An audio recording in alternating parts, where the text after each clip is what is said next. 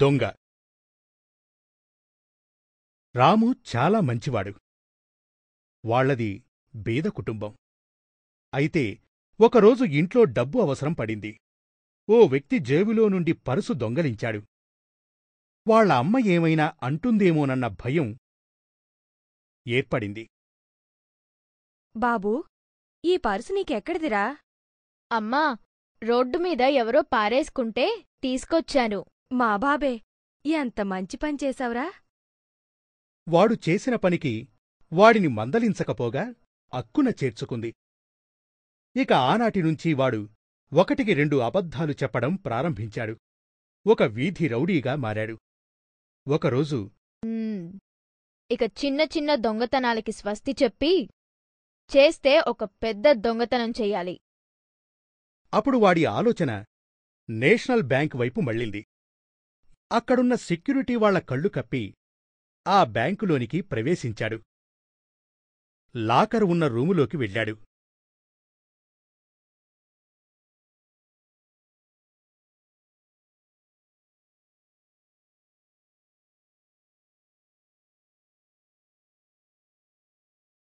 లాకర్ని తుపాకీతో పేల్చేశాడు.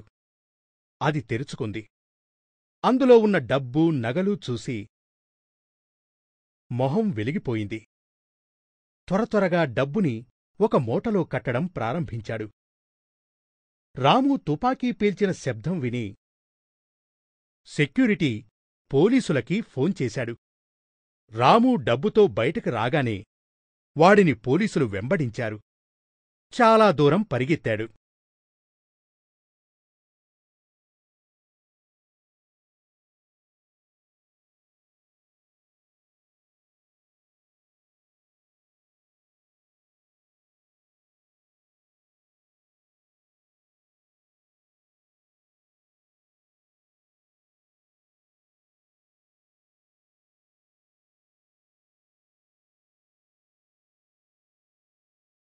కాని చివరికి వారికి చిక్కిపోయాడు.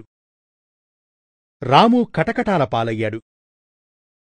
ఇప్పుడు వాడికి తన తప్పు తెలిసొచ్చింది. సార్, నా వల్ల తప్పు జరిగింది. నన్ను క్షమించండి సార్. నా చేతిలో ఏముంది? నువ్వు చేసిన తప్పుకి న్యాయస్థానం నీకు ఉరిశిక్ష విధించింది.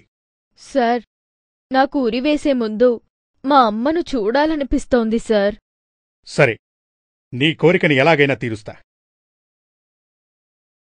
రాముని ఉరితీసే రోజు రానే వచ్చింది. రాము కోసం ఉరికంబం తయారుగా ఉంది.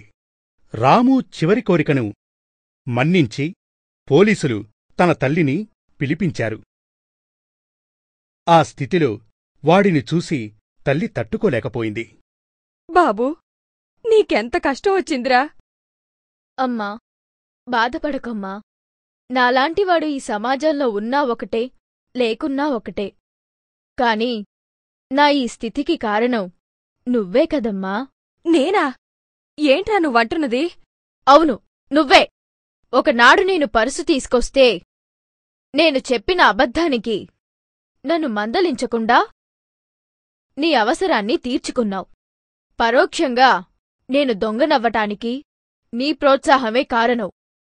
నువ్వు అప్పుడే నన్ను మందలించుంటే ఇప్పుడు నాకు ఈ స్థితి వచ్చేదే కాదు. కాదంటావా అమ్మా? అవును, నన్ను క్షమించరా. నన్ను క్షమించు నాయనా.